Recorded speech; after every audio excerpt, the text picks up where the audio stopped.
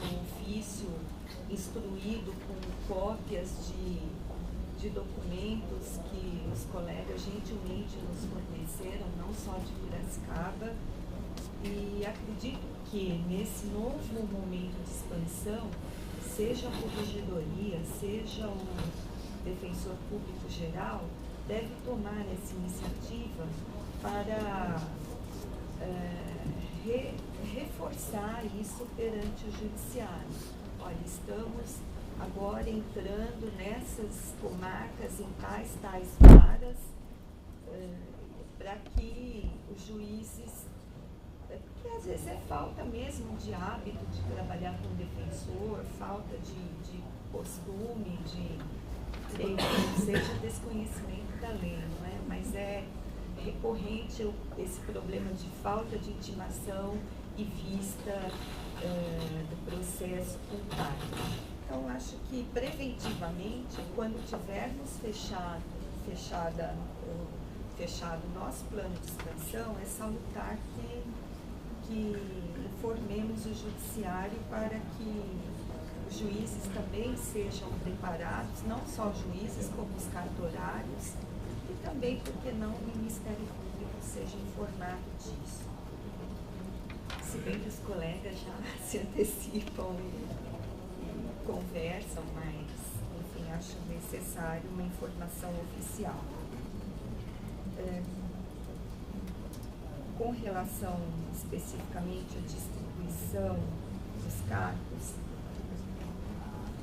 eu tenho aqui que dizer que fizemos correção em Tupã, Rio Claro, Limeira, e pudemos perceber que a ida da Defensoria Pública para uma nova cidade gera uma expectativa muito grande de atendimento. E isso até acabou causando um certo transtorno para os colegas que eram, às vezes, procurados pela população e tinham que falar, não, mas nós aqui só fazemos execução, ou só atuamos em tal área, só em infância. E realmente o Fórum de Rio Claro não tem acessibilidade alguma e é bem difícil o acesso mesmo. E em Limeira, até a imprensa local soube da correição e queria conversar com a corregedora, passei o caso para a assessoria de comunicação. Enfim, pude perceber que há mesmo essa expectativa da população local pelo atendimento da Defensoria Pública.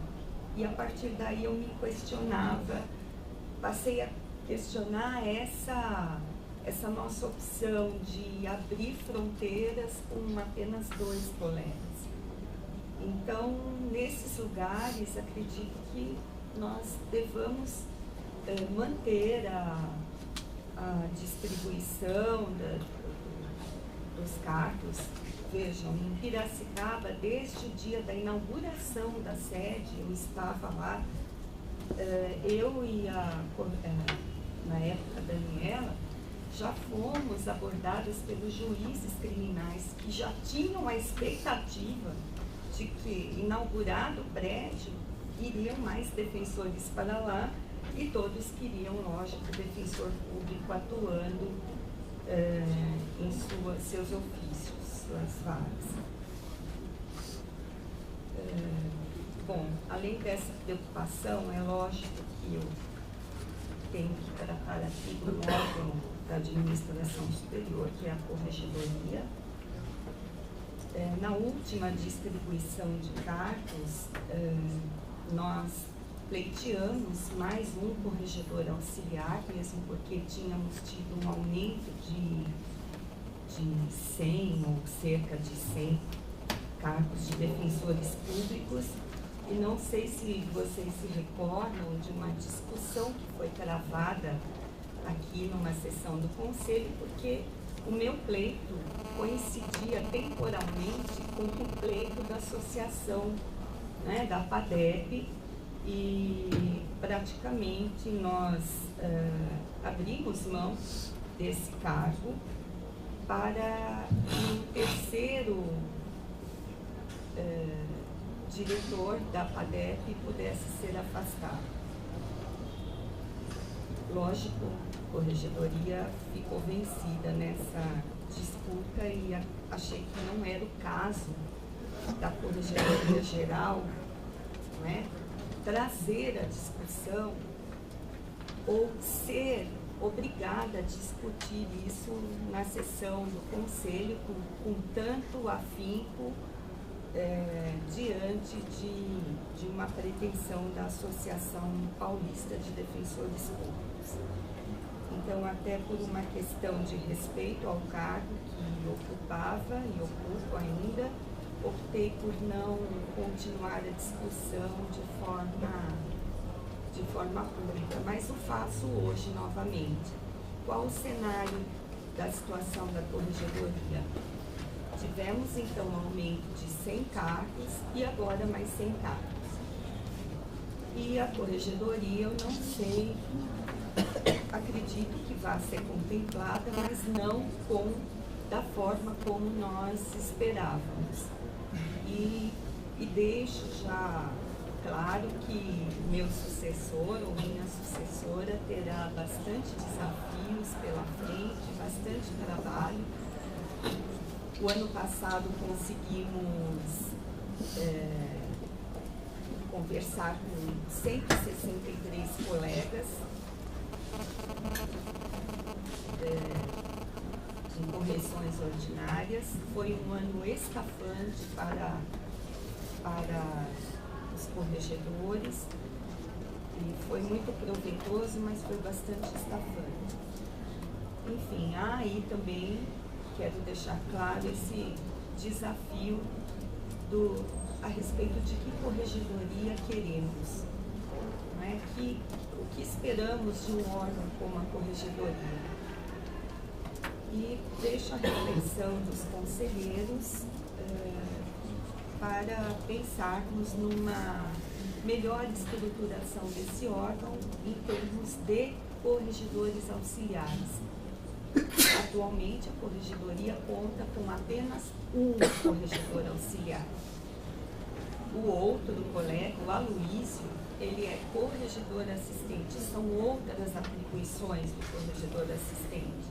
Lógico que ele também tem nos auxiliado nas correções, porque seria totalmente impossível somente eu e uma auxiliar fazermos todo o trabalho. A lei 988 estabelece que o corregedor geral fará inspeções acompanhado de no mínimo 2 corregedores auxiliares. Então, não é um capricho meu, não é um capricho do órgão que eu represento aqui, mas é o cumprimento de uma determinação legal. No mínimo 2 corregedores auxiliares para fazer uma inspeção que não chega a 10% do trabalho que nós fazemos numa correção ordinária e extraordinária. Com relação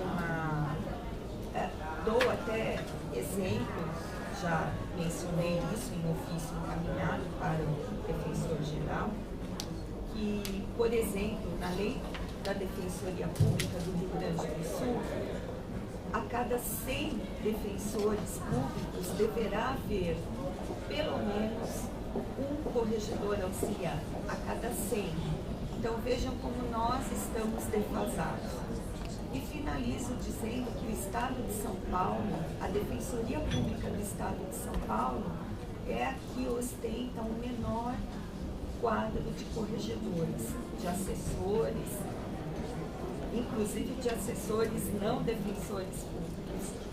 E eu apenas, diante dos outros corregedores gerais, acabo lamentando e justificando que nós somos uma carreira ainda em crescimento, mas eu acho que eu não tenho praticamente mais, não teria, não é, mais interesse em estar aqui trazendo essa demanda da corregedoria. Mas sabendo que o meu próximo colega vai encontrar, eu acho que eu tenho o dever de fazer essa observação. Obrigada.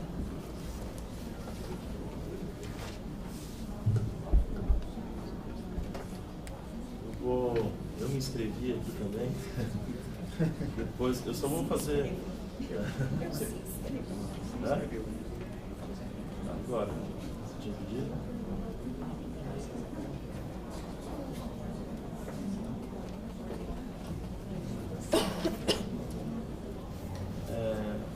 Eu queria só falar, e depois o Luiz e o Bruno também estão inscritos aqui, eles podem falar e tentar complementar e responder um pouco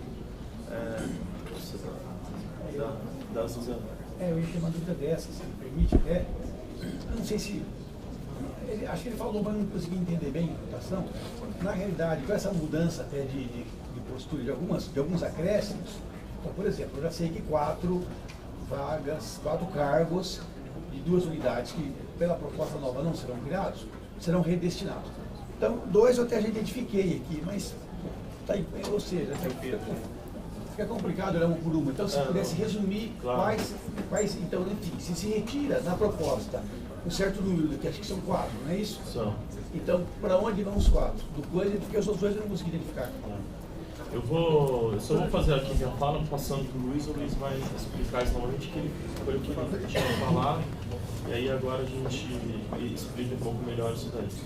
Eu queria só, em geral, aqui nas colocações que foram feitas, e daí até dialogando com todos os conselheiros, mas mais diretamente com a fala do Rafael Medeiros e do Bruno Miragá, é sobre um pouco das questões das premissas, e aí tentar levar e considerar que a gente hoje está distribuindo 109 cargos, né? A gente tem que saber aí como exatamente distribuir isso, olhando todas as áreas de atuação da Defensoria Pública e tendo consciência da limitação desse número, né? Então, acho que um compromisso dessa gestão é a gente, nos próximos cargos, já iniciar o quanto antes esse debate, já tentar preparar o quanto antes pela administração, apresentar para o Conselho, até para se pensar na expansão nas unidades. Não tem como a gente expandir as unidades da Defensoria Pública sem que tenha um planejamento prévio, sem que a gente consiga chegar nessas cidades, fazer locação de prédio, fazer contratação de material.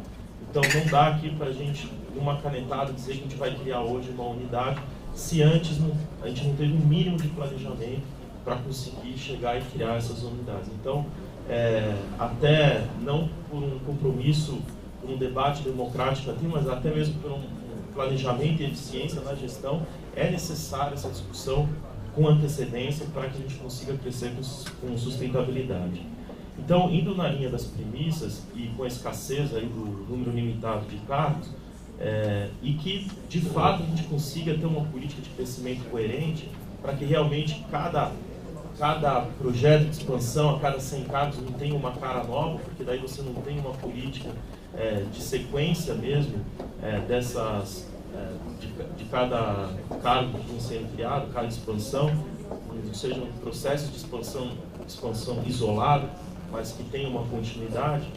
A gente hoje, se é possível que a gente possa dizer que tem uma cara essa expansão, eu acho que em primeiro lugar, seguir um pouco da expansão anterior e cumprir aquela promessa, aquele acordo que foi feito anteriormente, para que a gente consiga fortalecer essas unidades que foram criadas. A gente criou 12 unidades na última expansão, e dessas 12 a gente tem 8 que conseguem receber hoje defensores públicos. 4 não conseguem receber, e essas outras 8 a gente hoje está aqui correndo uma unidade ou outra, que terá que ter aí uma força-tarefa, mas que é possível, até por essa checagem que o Bruno colocou, é possível nessas 8 a gente fortalecer. Então, quando a gente fortalece essas unidades, a gente dá a condição para que elas consigam atuar de forma efetiva, para que elas avancem nas áreas civil e família, e que para a gente tenha uma atuação consistente. Então, só com isso a gente já tem um comprometimento aí de pelo menos 36, por volta de 40 cargos, a gente acaba comprometendo nesses cargos.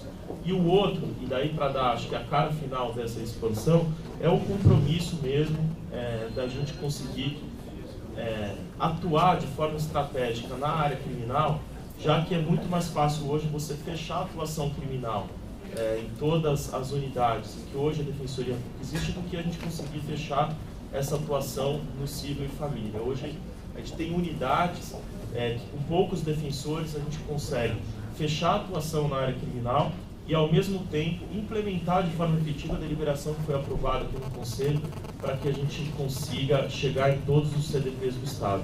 A gente só não vai chegar em Itapecerica e Suzano, justamente porque a gente está decidindo aqui não criar essas unidades. Então, em relação à CDP, são as únicas unidades, são os únicos locais em que a Defensoria não vai conseguir fazer a visita diretamente aos CDPs. Em todas as outras, com mais ou com menos defensores, a gente vai conseguir fazer essa atuação dentro dos CDPs. E quando a gente faz essa questão do criminal e do civil, acho que não precisa e a gente nem pode fazer esse tipo de debate de criminal e civil na Defensoria Pública, mas hoje até um dado que a gente tem é que hoje existem mais defensores atuando na área civil, lato sensu, e aí considerando civil, família e fazenda, do que na área criminal também lato sensu, e aí considerando vara singular, júri, ITEC e DIV. Então, mesmo que a gente crie mais defensores atuando na área criminal lato sensu, a gente vai continuar tendo mais defensores atuando na área civil. E mesmo na proposta, a gente não está corrigindo essa distorção. Mesmo na proposta, a gente tem hoje, acabou ficando 50% indo para o criminal e para o civil. Então, nem colocando esses números e dando essa prioridade para a gente conseguir cobrir as varas criminais e atuando em CDPs, mesmo assim a gente vai continuar tendo, com essa divisão de 50% nessa distribuição, a gente vai continuar tendo mais defensores atuando no civil do que no criminal. E aí aqueles cargos que estão sendo destinados para os cíveis, a gente está observando tanto conseguir atuar, iniciar essa atuação nessas unidades em que a gente está criando, quando reservando sempre um defensor nessas unidades para que em cada local tenha pelo menos um defensor atuando nas áreas estratégicas aí que a gente coloca de civil e principalmente fazenda pública.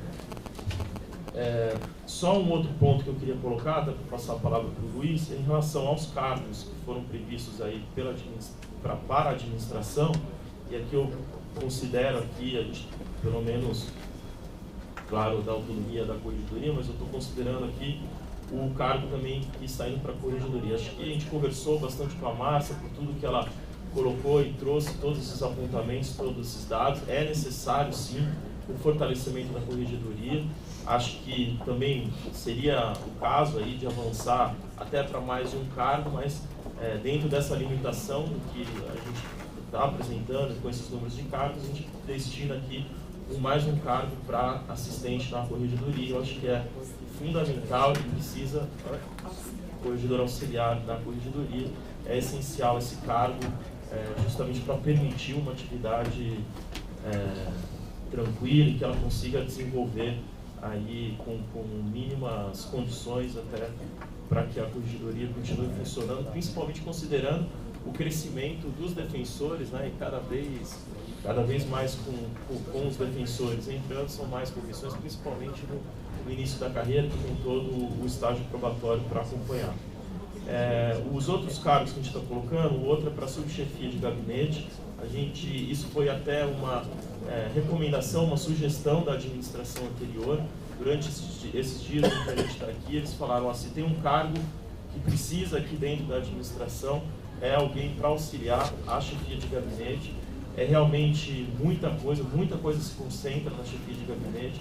Todos os atos que são publicados, tudo que chega para a Defensoria Geral precisa ter um filtro antes na chefia de gabinete, e realmente hoje uma única pessoa lá fica muito difícil. Então, se a gente precisa ter prioridade dentro da administração, seria sem dúvida para essa chefia de gabinete.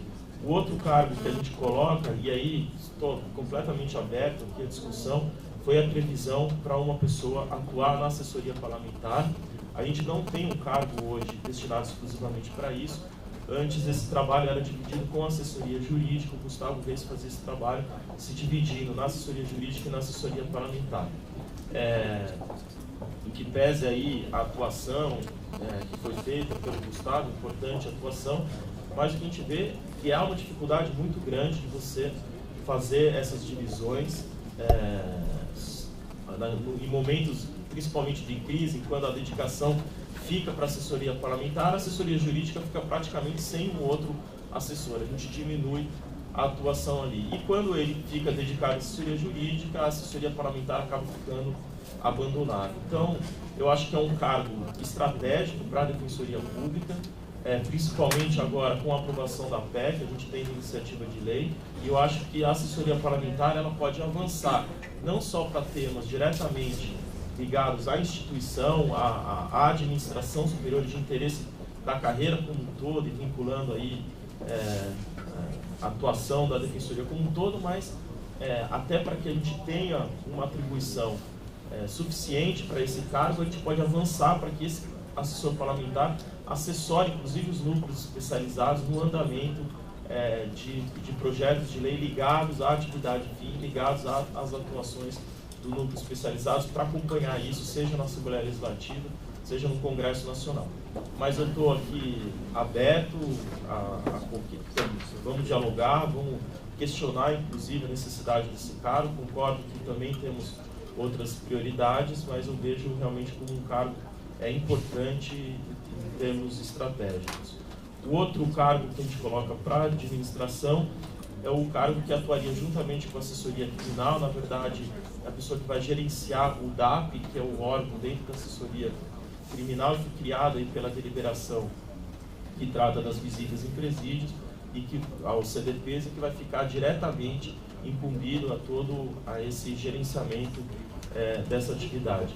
Além disso, não diretamente para a administração superior, a gente prevê a criação de um cargo no núcleo do idoso e das pessoas com deficiência. A gente está criando um cargo para esse núcleo, e também vai na linha aí de fortalecer os núcleos especializados para possibilitar e incrementar a atuação de mais um núcleo. Acho que era essas algumas considerações. Eu vou passar a palavra para o Luiz Gustavo, próximo speaker.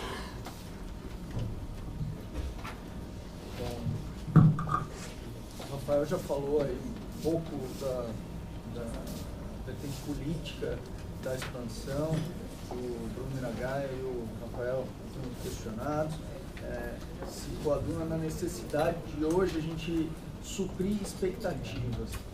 Eu, particularmente, tive a experiência de fazer parte de uma unidade com 2 defensores e sei quanto isso frustra a sociedade. A hora que 2 defensores chegam, anuncia-se a vinda da defensoria para o local, mas, infelizmente, eles não conseguem atuar de forma, digamos assim, efetiva, porque são apenas 2 defensores, Principalmente quando há uma falta de estrutura ligada à não alocação de um espaço adequado, com funcionários, com mobiliário, material de informática, enfim. Eu acho que essa vai ser o momento para a gente suprir essa expectativa, alocando para as unidades defensores para fazer a atuação nas áreas que a gente tinha deixado em 2003 de lado. E aí, entrando um pouco na questão das atribuições que o Miragaia falou, eu acho que esse conselho tem que continuar um trabalho que vem sendo feito desde que a carreira foi criada, que é discutir e definir quais serão as atribuições dos defensores públicos de uma vez por todas. A gente tentou fazer isso na composição anterior do conselho, mas infelizmente não houve tempo suficiente para que finalizássemos esse processo antes do processo de expansão que agora se dá. Por conta disso, as indicações dos cargos a serem criados são gerais, genéricas, criminal, civil, fazenda, civil, família, infância e juventude. Dentro dessas atribuições gerais, é o conselho que vai ter que mexer, vai ter que definir e aqui eu acho que todos querem uma atuação efetiva, que abranja, tutela as necessidades específicas da sociedade paulista, com atuação em temas relevantes, e, enfim, uma atuação efetiva que supra a expectativa criada lá atrás pela Defensoria ao chegar nesses locais. Bom, feitas essas considerações, eu queria também comentar a respeito do que falou o colega Horácio, a respeito da criação de unidades com 2 defensores por essa gestão. Na verdade, o que se dá agora é a criação de São Sebastião e Bragança para corrigir uma distorção que é gravíssima no último processo de expansão. Foi a criação de Franco da Rocha, de um cargo que se desloca para Bragança e Atibaia, né? Nesse momento a gente pretende corrigir esse cargo, né? Corrigir essa distorção, é óbvio, não é o ideal, mas a gente já tem um espaço físico muito bem instalado lá, com infra de rede, mobiliário, computadores, enfim, a gente precisa corrigir essa distorção e ocupar esse espaço. Da mesma forma acontece em São Sebastião, que o cargo é lotado em Carapicuíba, mas atua em São Sebastião e Ilhabela. Caraguatatuba, mas se desloca para São Sebastião e Ilhabela. A gente não acha adequado, pelo contrário, tem que ser corrigido, e a destinação desses 2 cargos é justamente para isso, né? Também lá há uma estrutura montada, pronta para receber o defensor. Enfim, a gente quer corrigir essa distorção e eu acho que caminha num sentido positivo para isso. Falar um pouquinho também sobre o JBD de Sorocaba, né? O JBD de Sorocaba foi criado há pouco tempo, tem uma demanda muito ainda incipiente, que está principiando naquele local, com cerca de 40 a 45 processos mês em andamento, no JBD atualmente, né? Tá certo que ele cumula com o GCRIM, mas aí a gente fez uma opção, por invés de nesse momento prover esse cargo para atuar num JBD muito diminuto e na atuação do GCRIM, realocar esse cargo para outros locais em que a atuação se dará em cível, fazenda, cível, família ou mesmo criminal, e com isso prever no futuro, quando houver uma maior demanda, a criação desse cargo que vai atuar no JBD de Sorocaba.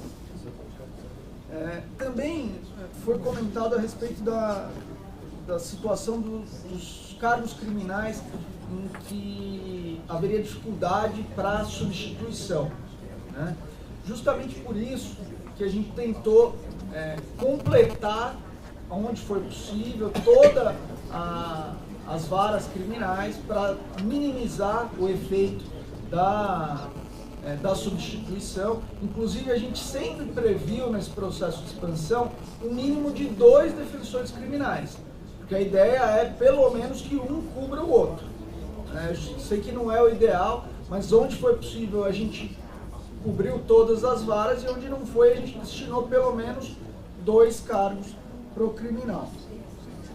Falar também da questão da infância de Santos, né? A infância de Santos, o colega Thiago, que eu particularmente conheço há muito tempo, ele entrou junto comigo na carreira, tem uma atuação muito efetiva em Santos e realmente tem uma demanda para aquela unidade, para que haja uma especialização, mais um cargo especializado na infância e juventude, e ele comparou com a situação de São Bernardo do Campos, fez uma comparação até incisiva a respeito da situação de São Bernardo dos Campos, que hoje há a previsão de criar justamente mais um cargo para que lá sejam 2 defensores especializados. Na verdade, eu particularmente gostaria de ter locado mais um cargo para Santos, tal qual São Bernardo, Mas a demanda em São Bernardo é, nesse momento, mais urgente, por quê? Lá nós temos 3.254 processos em andamento na Vara da Infância e 2 fundações casa em São Bernardo. Por isso, da destinação de mais um. Santos, a demanda é superior à de uma unidade normal da infância, de uma vaga normal da infância, mas é inferior a essa. Na verdade, nós temos 1.778 processos da infância na Vara da Infância em trâmite hoje e uma unidade da Fundação Casa naquele local. Então, eu acho que a sinalização vem para que na próxima expansão nós efetivamente supramos essa demanda. E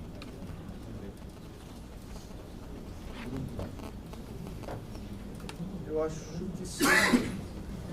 Eu também gostaria de falar a respeito de Limeira, né? O último ponto, que eu sei que a colega Marceli está aqui, e na verdade a situação de Limeira é que na proposta de expansão trazida pela Juliana Saad, Limeira ganharia 6 cargos. Existem 2 atuando e haveria o incremento de mais 6 cargos, porque é uma unidade estruturada que tem condições de receber esses cargos. A opção feita por nós, né, foi nesse momento expandirmos apenas com 5 cargos e não 6, porque ainda assim teríamos um bom incremento, a unidade passaria de 2 para 7 defensores, e sinalizarmos que na próxima expansão haverá sim a atenção ao pleito de Limeira, mas eu acho que nós demos um bom passo. De 2 passarmos para 7, realmente há um reforço. Limeira é uma cidade que tem demanda, são, salvo engano, 300 mil habitantes na comarca, 39 mil municípios entre 3 salários mínimos, recebendo até 3 salários mínimos de renda familiar. Então, é uma unidade que precisa, mas enfim, eu acho que demos um avanço, demos uma resposta à expectativa criada na sociedade de Limeira, com um incremento para 7 defensores. E, sem dúvida nenhuma, fica aí a sinalização de que nas próximas expansões, essa vaga que ainda resta lá a ser coberta pode ser, sim, preenchida. É isso. Muito obrigado. Nosso inscrito Bruno Napolitano. Bom, vou tentar pontuar algumas colocações que foram realizadas. Inicialmente, em relação a algumas colocações do Dr. Luiz Eduardo. Questão da estrutura mínima, né? Acho que compactuamos da mesma ideia, é necessário receber os defensores com qualidade de trabalho no mínimo, mas a decisão política a ser dada nesse momento, especialmente com os casos citados pelo conselheiro, é exatamente se iremos colocar defensores em fórum no próximo mês com essa situação, tendo que se valer geralmente do modem 3G, da internet móvel, por um prazo de aproximadamente 3 meses. Aliás, o modem vai chegar imediatamente, mas aquela intragora, o ponto de internet, um sistema realmente mais adequado, vai demorar porque esse trabalho até caseiro da CTI, porque não tem empresa terceirizada. Então, a pergunta que fica colocada é se realmente esse conselho vai querer retirar esses cargos dessas varas criminais, ou se realmente é conveniente a gente dar esse passo importante para viabilizar o atendimento dos presos provisórios, para viabilizar a expansão para o criminal, e sabendo que ao menos acesso à internet haverá, e ainda que a solução total será dada pela CTI numa margem aí de mais ou menos 3 meses a 6 meses, enfim. Em relação aos polos, realmente há uma certa confusão nesse tema, o polo de Santo Amaro, e já foi pontuado aqui algumas informações sobre os polos, mas o fato é que a incorporação de polos na capital não é uma demanda tão simples, é um assunto complexo, afeta diretamente defensores que há anos praticam e possuem suas atribuições fixadas. Então, entendo que a gente deva aí caminhar, sim, mas com tempo para poder gerir essas informações e discutir um modelo adequado. Um projeto mesmo, não algo parecido com o que aconteceu no passado em outras unidades que tiveram a incorporação, né? Então, é um trabalho que deve ser discutido com calma e, por isso, a opção de, em uma semana, não conseguir, sabendo que seria impossível esgotar a conversa com diversas unidades da capital, avaliando quais unidades possuem prédio para receber, avaliando polos que englobam a atividade de várias unidades. Então, realmente, a opção que é sugerida ao Conselho é que, nesse momento, sejam incorporados os polos em que há um consenso. E aí a dúvida, mas há mesmo consenso? Tem uma discussão sobre incorporação total e parcial. O que acontece em Santo Amaro? Há consenso dos defensores do Cível pela incorporação, há consenso que deve haver incorporação pelos defensores do Polo e há consenso de 7 defensores da família. Faltam 7 defensores da família a concordar. Então não há consenso na incorporação da família, certo? Agora, se é total ou parcial, acho que é uma questão que é continente. Os defensores do Polo querem a incorporação total. Mas se não tiver a total, a parcial, evidentemente, está sendo contemplada em alguma medida. Infelizmente, dos 4 não podem ir 4. A divergência vai ser por isso, por não haver vagas para todos conseguirem a passar possível. Mas todos concordam com o modelo de incorporação. Então, estamos seguindo esta lógica do consenso. O dissenso que existe é em relação à ciência de que será difícil que os 4 consigam ficar no Cível, certo? Jacareí e Franco da Rocha, que foi pontuado também pelo colega, se realmente não seria melhor aguardar, então, já que não há estrutura adequada nesse momento. Volto a dizer, na verdade há prédio, temos um prédio pronto, já foi, inclusive, não sei se foi inaugurado a sede de Jacareí na outra gestão, Franco da Rocha, mas o prédio já está alocado, o já está pagando. A expectativa é que bem antes da distribuição dos novos cargos do ano que vem, a gente possa já estar lá com a triagem. Então a decisão é, ficamos com um prédio locado lá 6 meses, seja, sei lá quanto tempo, 1 ano, sem nenhuma atividade, ou nos viramos nesses 6 meses. E tudo isso por quê? Porque, infelizmente, a fase atual da obra é essa. É compromisso da gestão, isso foi conversado, que imediatamente após essa distribuição de cargos, a gente passe a vislumbrar essa infraestrutura nessas unidades que, aparentemente, há um consenso. Então, Suzane, Tapecerica, etc., de acordo com o IFM que foi colocado pelo Luiz Gustavo, para que cheguemos na distribuição de cargos com condição efetiva de instalação imediata. Mas esses 2 casos, o fato é, você já alocou, o prédio está lá. Então, é o passo a ser dado, de nossa parte, a gente sabe os percalços que esses defensores terão, mas é um modelo que está posto, não é possível retroceder a isso, e o que é possível é para as próximas unidades tentar viabilizar outro modelo. Só para, em relação ao individual, em relação ao Rafael, foi pontuada a dificuldade de expansão para as unidades em razão do IFM. Realmente há um choque de interesses entre seguir o IFM e seguir também a qualidade de atendimento para esses assistidos. É uma questão de opção política. Vamos manter os assistidos que estão com 2 defensores relegados a um atendimento jurídico precário para poder criar outras unidades com estrutura adequada e que atendem melhor a esse índice de fragilidade municipal, ou podemos, repito, neste momento, acertar esse equívoco, salvo o melhor juízo, de ter criado unidades com 2 defensores, que era para ser com 1, e muitos conselheiros, com a ajuda da PADEP, conseguiram pelo menos aumentar para 2, ou mantemos esse modelo aí que já está em vigor, seguimos para novas unidades. Entendo que a gente deva corrigir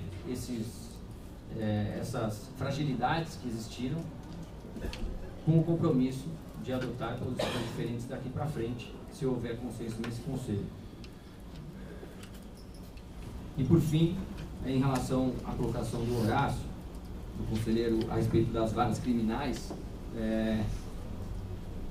cabe lembrar, e vejo que é uma demanda de toda a carreira, acho importante a gente discutir isso aqui no Conselho, que diversas manifestações apontaram a importância de haver itinerantes para cobertura de férias, licença-prêmio e afastamentos em geral. A questão da pauta dupla, que prejudica muito os réus na área criminal e talvez pelo bem jurídico reclame até maior urgência nossa para essas coberturas, sem descurar que no CIO e na família, isso, especialmente na família, isso também acontece, prejudica também o assistido da área família. O fato é que não tem itinerante para o estado todo, não tem nenhum itinerante que não seja para cargos perenes, e acho muito difícil, então, nesse momento, quando o conselheiro coloca que as duas varas criminais, quando um sair de férias, invariavelmente haverá pauta dupla. É a realidade do Estado. Não são com esses 104 cargos que nós vamos resolver isso. A segunda sub tem problemas gravíssimos com unidades minúsculas que estão sendo amenizadas agora, portanto, aí Pinheiros, caso seja aprovada a proposta. E eu acho que é um grande debate dos próximos 200 cargos, em que medida podemos amenizar licenças, maternidade, licença-prêmio e férias, sabendo que com esses 200 cargos também não será possível fazer essa cobertura de todas as licenças existentes. Mas talvez uma tentativa de amenizar isso. Passou inscrito, doutor Alexandre Alves. Bom, em relação ao expediente, eu só queria pontuar inicialmente que a alteração que foi feita, acho que ontem, né, essa última proposta, acho que teve alguns avanços que eu achei bem pertinentes e interessantes. Eu fico feliz, na verdade, da atual administração ter percebido o erro do passado.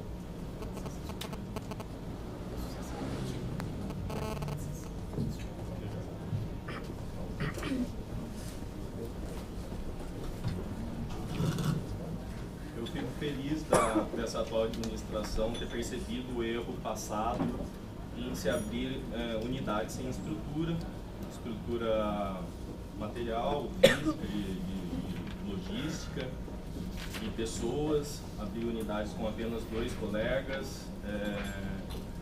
Espero que a opção política que foi falada aqui não se inverta esse entendimento e aguardamos que nos próximos concursos consigamos expandir, mas de maneira estruturada.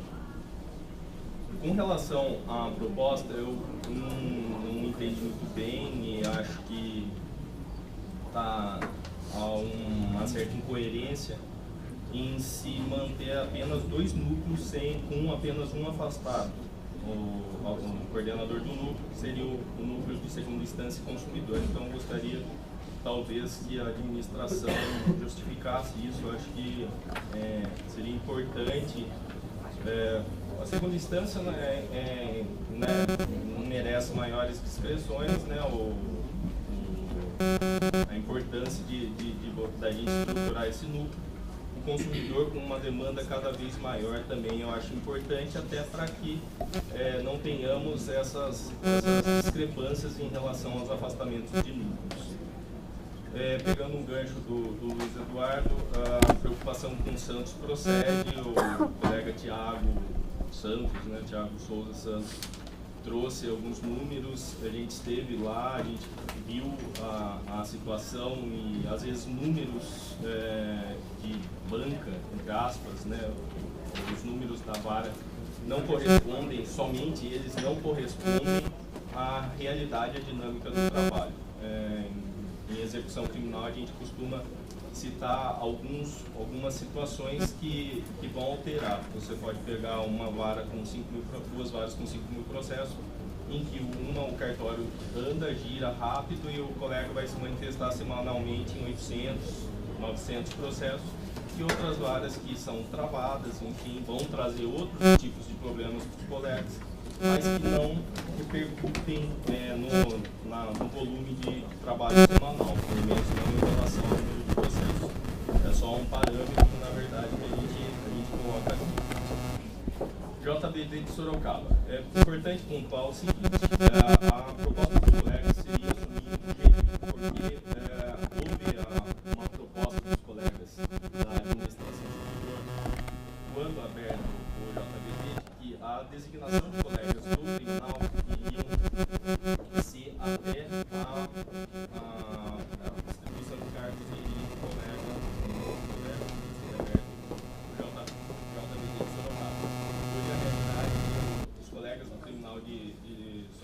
estão atuando mensalmente com pauta dupla, pelo menos um colega, independente de férias, licença-prêmio, qualquer tipo de afastamento.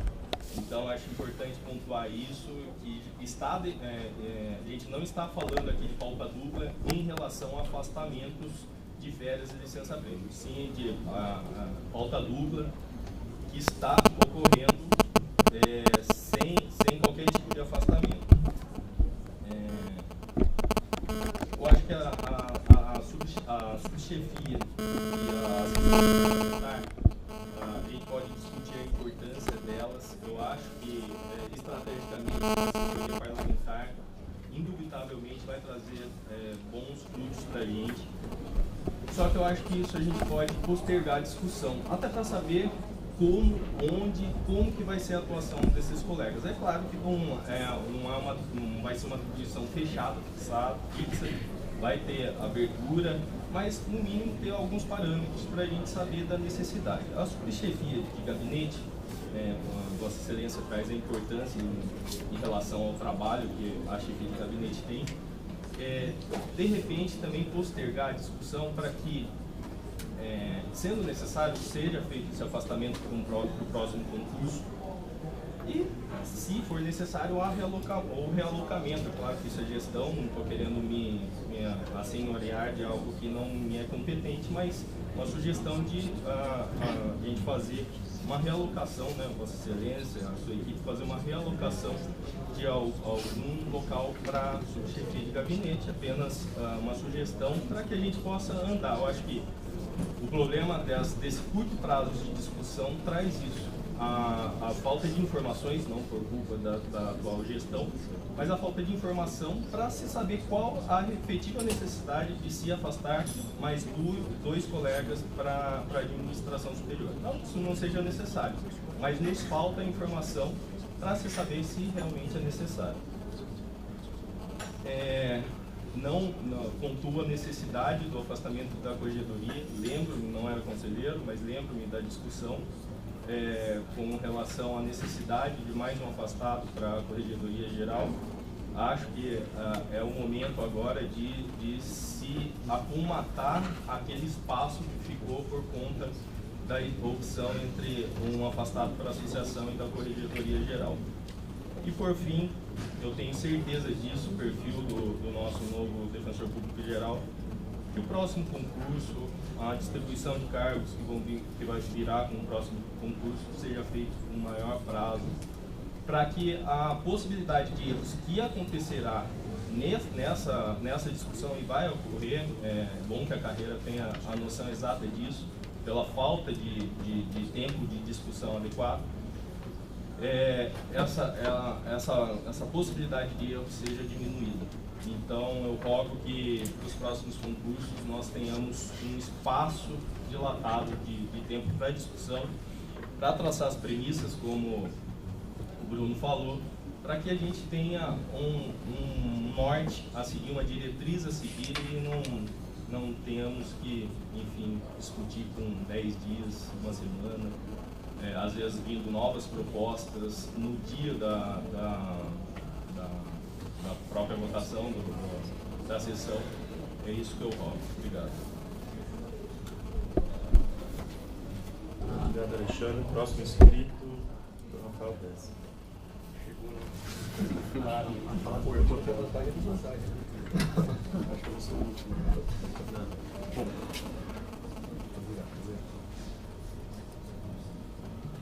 Bom dia.